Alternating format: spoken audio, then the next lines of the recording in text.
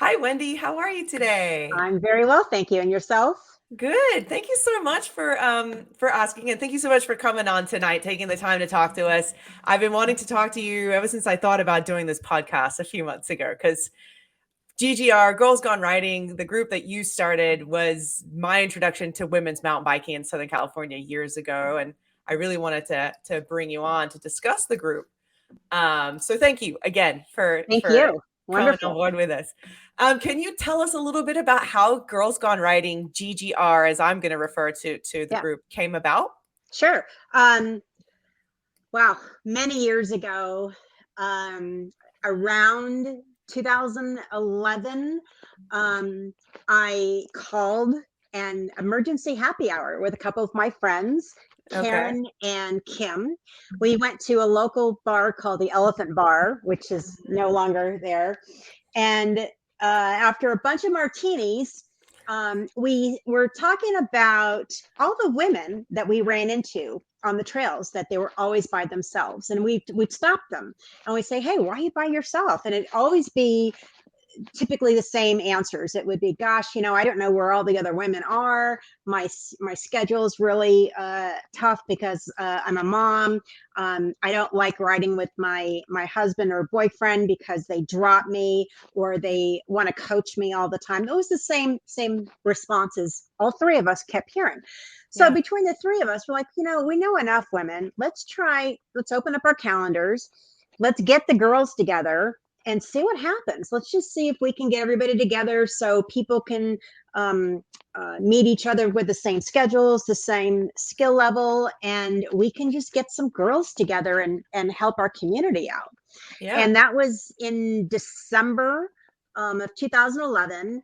And we decided to do kind of like a meetup type event with no advertising, with the exception of like a couple of posters that Kim's boyfriend made that we put up in some bike shops. Yeah. Yeah. And so in February at Malibu Creek State Park is where we decided to just show up and to see if anybody else would show up. And 85 women showed up. No Yeah. way. Yeah. It's like, oh my God, what have we done? That's I was amazing. crazy, right? So we were like, okay, we got to dig up some volunteers, and who knows this route? Who knows? It was organized chaos, more chaotic than anything, but fun. Wow. So we realized, wow, okay, there's a big need. Let's try it again, but this time let's get a little bit more organized. And so we decided to do one in October at Malibu as well. We ended up dubbing it Rocktober. And before we knew it, Liv, who at the time was still part of Giant, Right. reached out and said, hey, we heard about that you all got a bunch of women together. What can we do to be a part of it? Yeah. And I'm like, I show up with demo bikes. That would be fantastic. Yeah. So they got involved. Cali Protectives heard also, they got involved. And then Corba got involved. My friend Danuja, who was really instrumental in getting me involved in Corba. Corba is the IMBA affiliate, Hmm. International Mountain Biking Association. And I Yep. also sit on the Corba board. So now I've been with Corba for many, many, many years. And so Corba was also a part of it. And then so for the October event, we had 125 women show up. Yeah, Wow. yeah. And so then we figured, okay, I guess we should get organized and come up with a name or something, right? And Yeah. so lots of stories after that, but we had a blast organizing everything. I got all my friends together. We went Hmm. to a bar in the valley called BJ's. We got this Yep. big long table full of pictures of margaritas and came up with a name, an acronym. Yeah. And it was such a funny night because all the names that I wish we had saved all the little pieces of paper. It was hilarious. And my friend Mary Beth, who unfortunately is no longer with us, she came up with GGR, Girls Gone Riding, with a Z. So we Yeah. came up with a name, and then we decided that 2 events in 1 year was crazy. It was just too much. We're all volunteers. We all work. So we decided to just do quarterly rides. just to Right. ride, see what happens. And it kept growing and growing and growing, well over 100 riders each time. Like, Yeah. this is crazy. It's too big. Let's try monthly. And that helped to break things up. And Mm-hmm. then in a few years into it, I had a girl from the Inland Empire approach me at Interbike in Las Mm-hmm. Vegas and said, "Hey, I know a bunch of girls in the Inland Empire. Have you ever thought about starting a chapter?" Like, no, no. But yeah, let's talk about it. And so that's how the chapters just started. And then we realized that we just can't do this alone. You have to have one person making the decision, and then you have to have a leadership team. And the Right. leadership team is the support, and they're also the volunteers on the ride. So then Mm-hmm. we added San Diego chapter, Big Bear, Orange County, Mojave Desert, Kern County, and then Central California, which is like the Fresno area. That's amazing. In the span of how many years did it grow to all of those chapters? Was it pretty instant within a few, like 2 to 3 years, or? No, it's probably over the span about 8 years or so. Okay. And if I had the time to devote myself full time to this, I would take it all around the world. Yeah. But every one of us, virtually every one of us, work full time, and so we Mm-hmm. just do the best we can. And but that's also why I have each chapter has its own director Mm-hmm. and their own leadership team. It's all uniform, so all the guided rides are, we train the volunteers. They all run the same. But each chapter has their own little tweaks and their own little uniqueness. Yep. And I'm here if they need support or to escalate anything. But otherwise, they know what they're doing. I don't need to really, say much or Yeah. do a whole lot. Yeah. So I'm a part of the LA chapter, which is Yeah, awesome. that's my chapter. All right. Yeah. And I went on my first, because I've been in school the last few years and I haven't been able to attend a lot of events, but this past summer was my first event that I was able to go to with all you ladies, which was the Big Bear event. Yeah. But before we get into that, I wanted to ask you, I think you touched on it when we were talking a little offline. The different chapters, they have different leadership groups and directors, Yep. like you're saying, Yep. and they also have their own group rides, Yep. or like you were saying, pickup rides. Can you talk a little bit about Sure. that? Yeah. So each chapter, there's just a couple of requirements. You have to have a director. Actually, there's one chapter that has they don't have a director, they just have a leadership team, and it's been working out okay for them. But all the other chapters, they have one director and a leadership team. And the leadership team, they really are the essence of the volunteers. They do all the ride volunteer roles, help organize many other things. Each chapter has a monthly ride that includes levels from Greenie 2 and up. And then they also have a Greenie 1 ride. And the Greenie 1 ride is for real novice riders or riders that they're either coming back from an injury or they just haven't been on the bike in 20, 30 years, which is more women than you think. Yeah. So we do have, we have two different monthly rides, and then we have the pickup ride. So anytime, like say I'm in LA, but hey, I'm going to San Diego in 2 weeks. I post on the San Diego chapter, hey, I'm going to be in San Diego for 3 days. Who can show me around? Who can host me? Yeah. And that's what awesome. you do. Yeah. And That's awesome. So you get to go to the other chapters and you learn the other rides. Everybody's very friendly and loves to show people around on their local trails. Yeah, that's what I love about it too. I was in Sedona for Rome, and I ran into 2 ladies from GGR, from the Inland Empire chapter, and it was awesome because I recognized them from the Big Bear trip. and we Oh, right couldn't on. quite place each other. And then I was riding with Kristen, and I saw her backpack had like had a Oh, GGR the sticker on stickers. it. Yeah. I was like, that's how I know you. Yeah. Yeah. But that's amazing because it goes to that true testament of women empowering other women when you're riding. It doesn't matter the level that you're at. If you want to be shown around, women are willing to take you on a ride, show you their local trails, and just overall have a great time. I think that's awesome. Well, and they're It's so also awesome. always no drop rides. So we do head counts on Okay. every whenever we stop.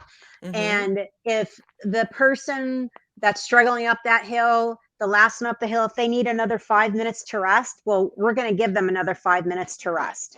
And That's then we all awesome. go together as a group. So it's definitely empowering.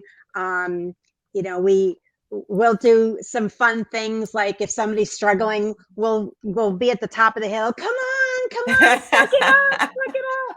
So it's a lot of it's hard encouragement, but it's fun. And Yeah. it's we definitely are there to make women independent. And the empowerment just comes organically, you know. Right? It It really does. does. Whenever Yeah. I've been riding for 15 years, and after the end of every single ride, I still feel after all these years that I can conquer anything when I'm Yeah. done. No matter how out of shape I am, my mind is clear, and I feel like so much more calm, and then okay, I can tackle that. I'm going to Yeah. kill that deadline. Screw him. I don't need him. Whatever, whatever it is in my life that's happening, I can Yeah. handle better after I ride my bike. Yeah, that's so good. So what do you say to women who feel a little intimidated to go on their first ride with GGR, whether that's like a super greenie or an intermediate? Because I'm going to be honest, when I first joined, I was very intimidated, to ride because I was like, oh, I'm not fit enough, even if it's the greenie. So what do you say to women who feel Yeah. that way? Well, the first thing, there's a couple things. First, they can go to the Beginner Skills Clinic. Corba has one the first Saturday of every month at Malibu Creek State Park, and it's free. Yes, It is, thank you for bringing that up. That's yeah, on my notes to ask you too. it is a co-ed clinic, but it's outstanding. Hmm. So when you have more skills underneath of you, you're more confident. The more Hmm. confident you are, the more fun you have. Yeah, that's true. If you're not sure what level you are, go on the website under ride ratings, and you can see it gives very specific fitness and technical requirements for each rating. Lee Yep. Donovan actually helped me. I gave her what I thought, and she's like, "Oh nope, da da da da da da da." So this has Lee Donovan Hall of Famers approval stamped all over it. So if somebody hasn't been riding for a while, but they rode for a long time, they're in okay shape, I would suggest going to the Greenie 2 ride. And now sometimes we will have a Greenie 1 ride, and most of them are Greenie 2 plus riders. So then what we do is we'll adjust it. So there's always women that'll show up in the wrong level, and we do a meet and greet before the actual ride. So we Yep. really try to have women go into the correct group so they have the best possible experience, because not only are we here to get more women mountain biking, we want to always ensure that they have the best possible experience every Yeah. time. And Yeah. how do we do that? We do that by having trained volunteers. And part of the meet and greet is asking their name, we what trails they've been riding, how long have they been riding. If they say, well, I'm a blue 2 rider, okay, great. So tell me, are you able to ride 25 miles with very little grouping? Are you comfortable rolling over a rock garden? And how about off camber switchbacks? Oh, what's that? Okay, we're going to move you to Greenie 2. Okay, this way, and we do it respectfully, so they'll have a really good experience too. Yeah. we Yeah. have we have roadies that show up that hardly have any mountain bike experience, but they're super fit, and Yes. but they'll be terrified of anything that is technical. So typically we'll put them in a blue group, And then the ride leader will just be very mindful of Mm-hmm. what's coming up. We also, during the rides, and we have workshops where we actually teach and certify our ride volunteers. So one of the That's things, and awesome. I teach those myself, and they're also free. And I give them a certificate. We don't charge for that too. That's so good. I'm Yeah. gonna just real quick for everyone, I'm Yeah. gonna post a link to all of this in the description of this podcast and on the YouTube and on our website. So this all will be available. Everything Wendy's talking about will be available to everyone. Sorry, Wendy. Oh, no Please worries. keep And going. we always need more volunteers. So if you're at least a blue level rider and can commit to just once a month, see your director, whichever city that you live in. But one of the things that we do in our training for our ride volunteers, we do a Zoom, about an hour Zoom meeting, which talks about the history of our organization, the history of women's mountain biking, of equipment, of clubs, all sorts of things. And then we do about a 3/4 day out on the trail. And we start with like the meet and greets. We do spacing. The first about 30 minutes of every ride is the most critical, because you'll find who's in the front, who's in the back, and where the gaps are. So Yeah. if there's any gaps and we have enough volunteers, we're going to split that group up pretty quickly. Yeah, it This makes sense. way, yeah, the riders up front, they're not standing around getting cold waiting for the others. And the riders in the back, they don't feel stressed out that they're holding anybody up. And Yeah. that's the key. As long as you have enough volunteers, we split them up so Yeah. everybody gets their own ride and has a great experience. That's so good. I love how you've thought of everything from that. You know, that's amazing how you have the rider in mind from beginning to end, regardless of the outcome of what's going to happen. So let's talk a little bit about Big Bear. That's the big yearly event that we have Yeah. every year. It's the Yeah. ladies' weekend. Yeah. We're having that again this summer, I'm hoping, this coming summer, 2023. I don't have anything in writing yet. So Okay. the plan is yes, but we never know what's going to happen. So the Big Bear event is a 3-day event, typically Yeah. starts on Friday, Saturday, and Sunday, the Yep. end of July, right? Of It's every either summer. July or August. It depends on we try to work around the events that are already happening in Big Bear, because our local chapter in Big Bear volunteers for their bike events there. So we have to work around the local events. Fair enough. So could you tell us what happens in each day, starting with the Yeah. Friday? What's So, the main yep. event there? Friday, we have a snow summit day. And Mhm. so Snow Summit is a bike park, and we offer guided cross country rides, and we also offer guided downhill runs. Yep. So it's good for Greenie 2 and up. It's a lot of fun. We meet in the morning, and you ride as long as you want. There's lunch that's available. Yeah, we just ride all day, or you can ride half a day, whatever you want to do. Yeah. And then you're on your own for dinner. Saturday is I'm sorry, Bear Mountain? no, Skypark day. Skypark, that's right, Skypark. because I So went to that. Skypark is enduro. So basically, you ride up like a 1/4 of a mile up a switchbacky hill, and then you do different runs. Super fun. It's Santa's Village, they call it too. It's like this Christmas village all year round. And you can do other sports. You can do roller skating in the summer, ice skating in the Yep. winter. They have bakeries, restaurants. You can do zip. Is it called zip lining? Yeah, I think you can do the zip Yeah, lining. rock climbing, all sorts. You can do cross country riding. Yeah. So it's a lot of fun. So we also have our group dinner Mhm. at there. We do like a taco bar, and then we do awards. We have some raffles. It's a lot of fun. And then Sunday you can either do cross country. This year we did something different. Normally we do Fawnskin, but this year we did Maple Hills at the high Mhm. school. Mhm. Brand new trail system, lots of fun. And everybody else did Snow Valley. And Snow Right. Valley is also lift assist, no cross country. It's all lift assist. And it's just a blast. Yeah. And that's 3 days. Most of us actually go up on a Thursday and we Yeah. ride Thursday too, but there's nothing official. It's all underground on Thursday, but It's all yeah, you can get there whenever you want, but yeah, and That's awesome. it's all to participate. There's no charge. The venues do charge fees.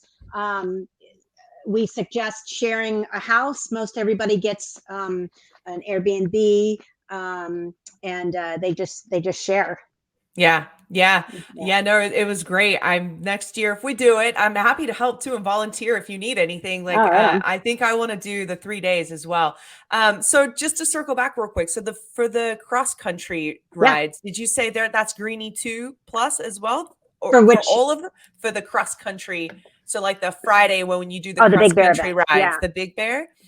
And we have 2. Yeah, so we have 2. We do a Greenie 2, which is lift assist, which is cross country, but they're not going to have to do the big climb because you're at 7,000 feet of elevation over there. So you got to be able to breathe. And usually Greenie 2s struggle with that. Anybody struggles if they're not used to, no matter how fit you are, used to elevation. So the Greenie 2s, they will take the lift up, and then they'll do cross country. And the blue riders, which are a bit stronger up one level, there's no lift assist. They do 100% cross country on Skyline, which is the main single track up there, which is absolutely epic and stunning. Yeah, I want to do that. Oh, I can't wait. I can't wait. It's going to be so good. So I think you touched on it a little bit. I wanted to really iterate to people that being a member of GGR is free. There's great benefits, even if you're a member, and it's free. So could you please touch on that a little bit for us? Yeah. So it's the only thing you have to do to become a member is join one of the Facebook pages and just answer the questions. You have to be female. And you have to answer or identify, as a female, and answer the entry questions. Where basically, how long you've been riding, what trails are you riding, yada yada yada. And so, it's free to participate in any group, any event, unless there's a venue charge. The last 2 years, we've gotten grants from REI, and we've put on skills clinics, which REI has actually paid for. They're worth $100 an entry. And so that's been free for 2 years now. That's amazing. Yeah, it is. So you can also post your pickup rides. We have kits. We have our store is going to be opening again very soon, so you can get jerseys. You can go to all the other clubs, the other chapters, and join them and learn those trails too. There's women that are willing to host people in other areas as well. So it's just a really fun organization to be involved in, very positive. It's free. And if you want to get even more involved, we always need volunteers on so many levels. So that brings me up 2 questions. 1, so if someone wants to join, Facebook is the main way to do it. Is that correct? You just look up GGR, Girlz Gone Riding, and all the chapters will pop up, and you click on the one where you live. So like Inland Empire, Los Angeles. The easiest thing to do is go to Girlz Gone Riding, our website, and right on the home page, you just scroll down. You'll see every chapter. It'll be LA, Inland Empire, San Diego. And then, and it has a map there, and all you have to do is click, like, say, San Diego. Just hover over San Diego. It says Facebook page. It'll bring you right to that specific page. Perfect. That's right. That's the easiest way. All right, people, I'm going to link this on the description, the Girlz Gone Riding page. But for those of you who want to look up now, it's girlzgoneriding.com, and girls is with a Z. Yes.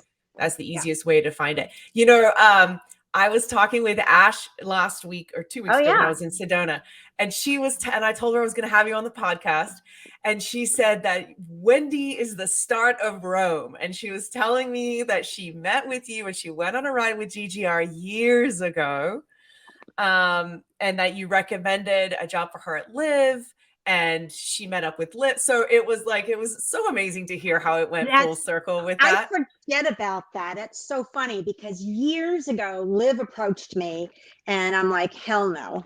However, I know somebody who would be perfect at that job. And I happened to be, she was interviewing me for a podcast back then and joining the ride. And I said, hey, this happened.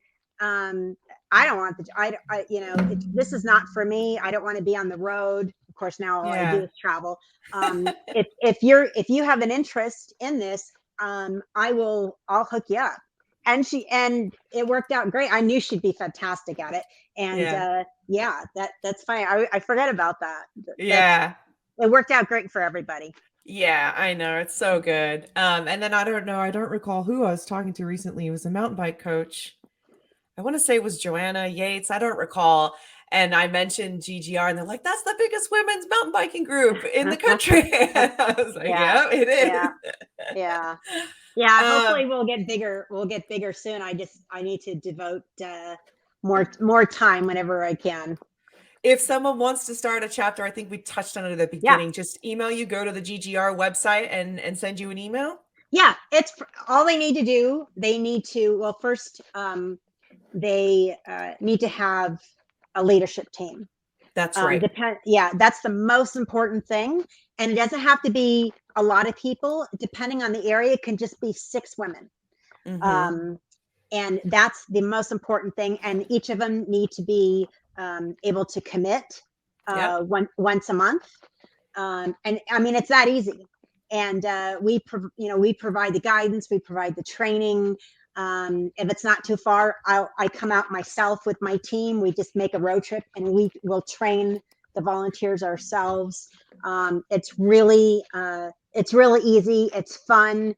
It's so empowering for women who start their own chapter as well. And when they see, especially the greenie, the lower end greenie rides are the biggest rides. They're always the biggest rides because a lot of women are very intimidated out there thinking they're not fast enough or gosh, I haven't ridden in 3 weeks. I'm slow. And we all get like that. All I've been doing is riding my e-bike. But those are welcome too. It depends on the trail system, but most places now, the pedal assist bikes are welcome as long as they don't have a throttle. Speaking of e-bikes, I know you ride an Ibis. You still have an Ibis. I know you do. And they just came out with an e-bike. Do you have any interest in riding that? Oh, I have an e-bike as well. I got an early birthday present. So the present gifted to me was a Liv e-bike. Yes. And I can tell you from somebody who works a lot and travels a lot, it's been the most incredible gift for me because when you don't have time to work on your fitness and work comes before anything else, when you go out and you do ride, it's brutal and it's not fun and we're our own worst enemies and it's so hard. And I was just beating myself up like I'm not even having fun. I'm so out of shape. And with the e-bike, I mean, my face hurts. I smile so much. And it's a very different experience. And you ride stuff that you would never ride. I did a ride with my good friend Tamara last week. Just her and we did 2 sections of Backbone. It was like 31 miles. And we did just under 5,000 feet of climbing. And the climbing was some of it was very technical climbing. And I'd never be able to, I'd have to push my bike up that normally. So it's a very different experience having enough momentum because it's pedal assisted to be able to climb this gnarly stuff. It's like, wow, I'd never be able to have that experience.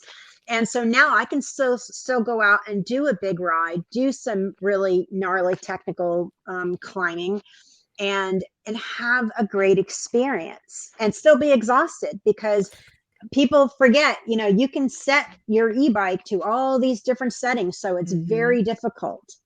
So yeah, it's a very different experience, and I'm very grateful for that gift that I received.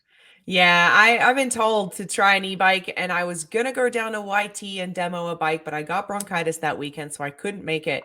But I did sit on a Pivot e-bike 3 weeks ago, I want to say, at the Newbury Park Bike Shop. Shane was like, I challenge you to not have a smile on your face when you sit on that bike. So. How tall are you? I'm 5'4". Oh, okay. You're just an inch taller than I'm 5'3". Well, anytime you want to borrow mine during the week, and I'm pretty sure we live close to each other, if I remember, come over and borrow mine and go for a ride. I appreciate that. I should have taken you up on that too at Skypark over the summer. You offered, and I was so beat that I'm like, oh, I don't want to break this bike you just got. I don't want to take a tumble on it, but I am curious about e-bikes in general, and I think that people need to stop with the whole argument whether for e-bikes. The one thing I will say, where we ride in Malibu at Sycamore Canyon, I've gotten thrown off the trail a few times by e-bikers over there, and I think it's an etiquette thing. They just don't understand the etiquette that comes with mountain biking. Those are COVID riders, what we call them. There's like a surge. Yes. So when COVID hit and e-bikes really went crazy, their popularity, these are riders that never did a group ride, and the bike shops, from what I can see, they don't educate the riders when they sell the bikes on etiquette at all. Or if they do, it goes, they don't listen, it goes out the door. But that's it, because it doesn't matter what bike you're on. You can still, forgive me, be an asshole if you're on a hardtail or if you're on an e-bike. It doesn't matter what bike you're on. It's the person. And we do find that, the COVID riders that are not used to group rides, they don't think about coming up on you, passing you with safety and say, hey, how you doing? Coming up on your left whenever you get a second to pull over. They don't think about the multi-use trail users. They don't think about a horse is coming. Pull over and stop. The horse may freak out. You don't know. Pull over and stop. Hikers are coming. Get out of their way. They're not educated. One of the first e-bike ride I did, we were on one of the backbone sections. I was with my friend Liz, and there were a group of hikers that were coming up, and they jumped out of our way, and we stopped, and I'm like, and we have to educate them, and we all have bells on our bikes too, because we've been riding for a long time. And so we said, hey, we're really sorry that you have this impression, but we are here to also not only educate the multi-use trail users, but to, when we see other mountain bikers on the trails with poor etiquette, we stop them and we educate them as well. But we're here, we're here to share the trails with you, and they really appreciated that. Yeah, that's great that you do that. I just had one bad experience. These guys, they just almost threw me off the trail, and they were on fat e-bikes with the throttle, I think, and those are not allowed around here, especially in state parks. Anywhere. And I was told recently that the speed limit at the state parks is like 15 miles an hour or something like that. So regardless whether you're on an e-bike or not, like, there's a speed limit for everything. What advice do you have for new riders? Whatever age, just a new rider, what advice would you give a new rider? First, join your local GGR chapter. Introduce yourself. Say, I'm Jane Doe. I'm new to riding. I borrowed a bike, or whatever your situation is. I would like either a mentor to help me go to the bike shop, pick out what I need, give me advice on a bike. Use the veteran riders that we have to your advantage to steer you in the right direction and to save you money, because we've all been through it. Yes. Biking is very personal, and it also is relative to your budget, because it's a very expensive sport. However, when you're first starting out, we don't recommend you spend a lot of money because who knows if you're going to stick with it. Yep. But you can still get a good used bike. And there's demo bikes, you can borrow bikes, but definitely reach out to the local GGR community. Don't be afraid and say, hey, I'm new, I need some direction, and let us know what direction. You can also reach out to me personally at any time. And I'm happy to mentor anyone as far as bikes, equipment. I have coaches I work with. I can send them to. If they're a greenie, I'm happy to take them out on their first couple of rides, one-on-one. I'm not a coach, but I can guide them and I can show them some basics. I can show them some great routes. So there's so many opportunities at any chapter for them to get direction from any of the veteran members. That's awesome. Thank you so much, Wendy. Was there something that we didn't cover that you wanted to highlight about GGR? Gosh. There's so much we covered. I wasn't sure. We covered a lot. Yeah. If not, that's okay. I'm going to do a post about it anyway. And everything we talked about, I'm going to have links, ways people can contact you, the website, the groups, all the things. I'm going to make a post about this for sure. Yeah, I do want to emphasize the Corba Free Skills Clinic at Malibu Creek State Park. It's the first Saturday of every month. It's free. It is co-ed, and I highly, highly recommend it to all new members to go out. And it's a 3-hour clinic, and it's really, really good. And I definitely recommend it. They'll go over your bike before you even start the clinic, and give you safety suggestions on your bike as well. So I just really want to emphasize that. That's awesome. And is there a limit to how many people attend? Do you have to have a minimum or a maximum for folks? They'll hold it. They'll hold it for one. Sometimes, and like last week, I think they had 3, and many times they'll have 30. Oh, so wow. It's all over the place. And do you have to register for that somewhere? Can you just show up? You do. No. Well, you can show up, but it's helpful. There is, if you go Corba, CORBA, Concerned Off-Road Bicyclists Association. There on the website, there is a link to the Free Skills Clinic. Okay. And I believe there's a meetup for it too, or you can also just email me and I'll send you the link. That'd be awesome. I'm going to post all of that as well. Thank you, Wendy, so much again for taking the time to talk to us. I really appreciate it. And if anyone has any questions, I'm going to post Wendy's information, and feel free to reach out to her, like she said, for guidance, mentorship, anything. She's a wealth of knowledge, and please take her up on it. So have a great night, and we'll chat soon. Thanks, everyone. Bye.